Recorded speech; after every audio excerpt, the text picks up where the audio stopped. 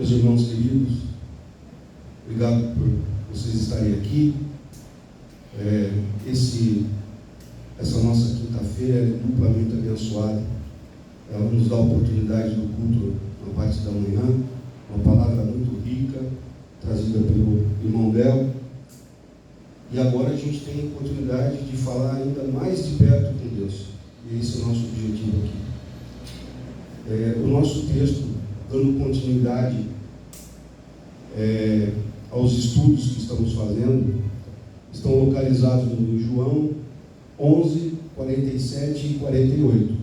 Okay?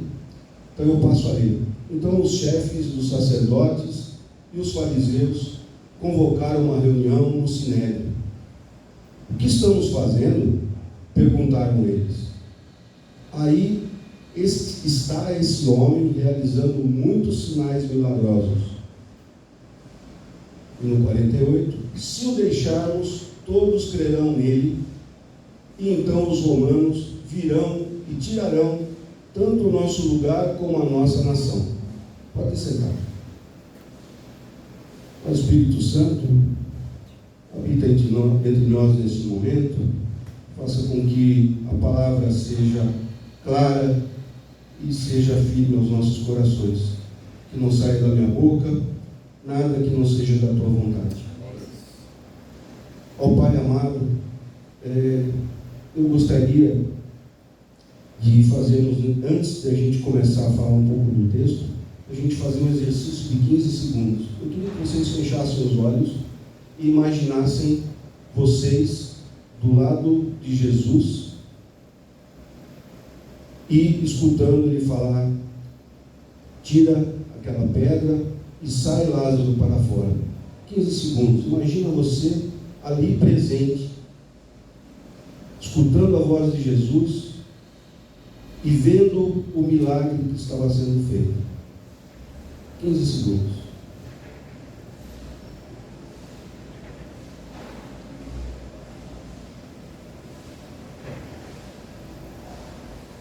Bom demais, né? Bom demais. Imagine se a gente tivesse essa possibilidade, né? Como é que você se comportaria? Você daria pulos de alegria? Você choraria? Você gritaria, abraçaria Jesus? Ou faria... Volta para o 47, Marcos, por favor. Ou você faria como os espias dos fariseus e dos saduceus fizeram? Imaginaram que aquilo não era algo do Messias que eles imaginavam que iria vir lá do Velho Testamento. Era de alguém que estava querendo fundar uma nova seita, uma nova religião. Iria, em algum momento, pelos milagres, pelos sinais que Jesus estava fazendo, tomar o espaço deles dentro do templo. O que vocês fariam, né? Então, para a gente entender esse contexto, imaginem que os fariseus, os saduceus, né, dois grupos, né, dentro do templo, que comandavam todas as situações que dizem respeito à religiosidade e também sobre o que está certo e o que está errado perante a palavra escrita no Velho Testamento. Então eles eram responsáveis por manter a ordem e a segurança da nação.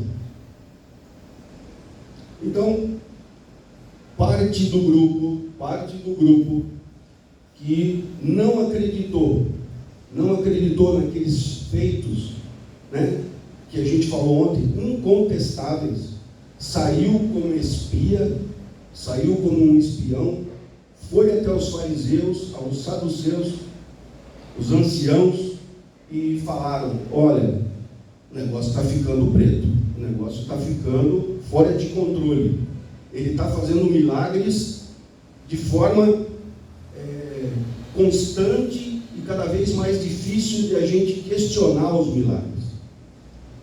Então o que aconteceu? Aí houve uma reunião no Sinédrio.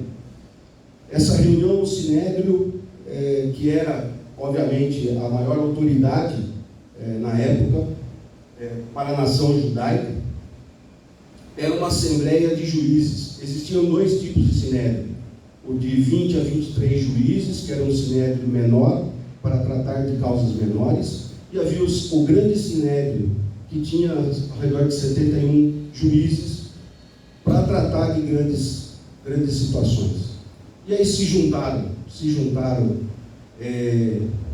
Anás, né, e o genro de Caifás, mais os anciãos e os saduceus, né, porque os fariseus eles não tinham o poder de convocar o Sinédrio, mas sim os saduceus. Então os saduceus tomaram a frente, convocaram os anciões, convocaram os líderes religiosos, e efetivamente foram feitas deliberações, onde a perspectiva era de que não era o Messias que eles estavam esperando, mas sim alguém que estava querendo tomar o lugar deles. Eles, em momento algum, questionam os milagres de Jesus. Em nenhum momento eles questionam. Eles efetivamente creram que esses milagres aconteceram e eram difíceis de provar que não eram milagres. Então, qual era a tática que eles iriam adotar para poder não perder o controle da situação? Qual era a tática? A tática foi, primeiro, fazer com que todas as pessoas, os judeus, acreditassem que Jesus não era o Messias, que Jesus iria do jeito que estava indo, arrebanhar uma quantidade muito grande de pessoas e tomar o lugar deles no templo, tirar o poder deles.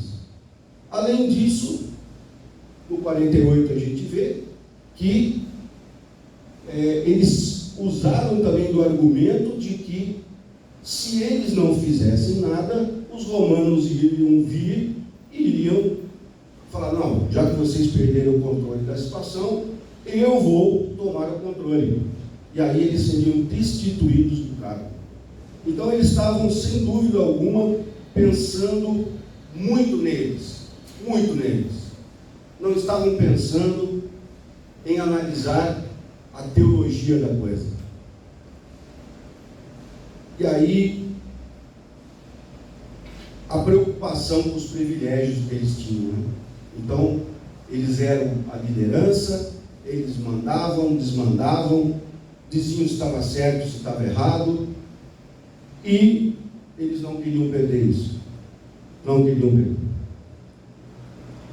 Apesar de reconhecer esses milagres, eles não queriam reconhecer. E uma das coisas que eles fazem, eles falam: o que faremos? O que faremos? Por quê? O processo já tinha se iniciado, muitos sinais e milagres de Jesus tinham acontecido, e eles efetivamente não tinham feito nada para parar essa caminhada de Jesus, esse arrebatamento de pessoas, mais e mais discípulos atrás de Jesus. Então eles começaram a falar assim: nós somos preguiçosos, nós somos pessoas que deixamos o mal crescer. Nós deixamos o mal crescer. Olha só, Jesus foi encarado por eles nessa reunião como um mal que cresceu, não um bem. Imagine quantos milagres Jesus fez e eles encararam isso como um mal crescente. E aí toda a trama começou a ser traçada para que pudessem tomar a vida de Jesus e impedir que houvesse essa continuidade do sucesso de Jesus aqui na terra. Então, eu diria para vocês assim, para a gente fazer algumas perguntas para nós, né? Para nós aqui. Todo esse embasamento e argumentação que foi colocada pelos judeus, pelos fariseus, saduceus, anciões e todos mais os líderes, né?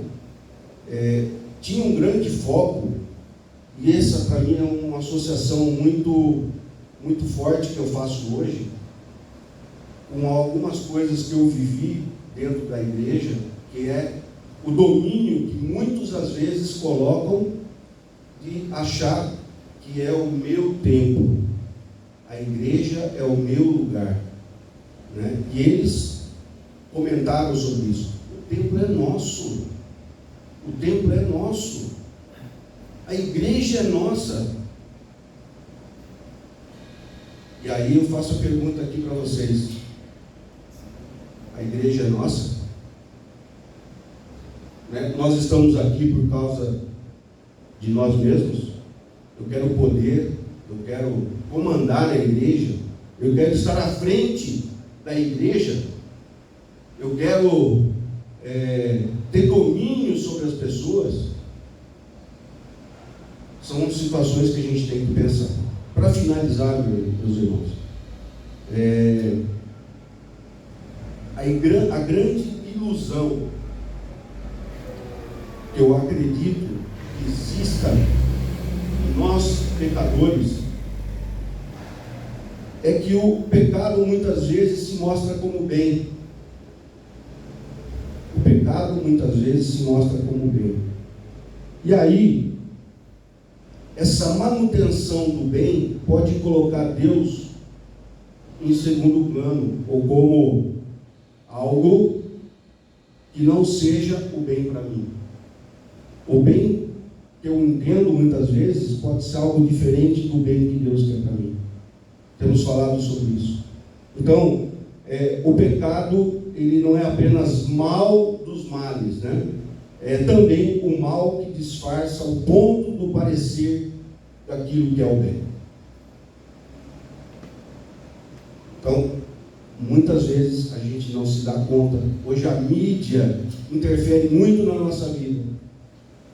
Igrejas têm colocado pessoas a serviço da palavra de Deus e que nos levam muitas vezes para lugares que parecem maravilhosos, só que são lugares distantes daquilo que Deus quer para nós.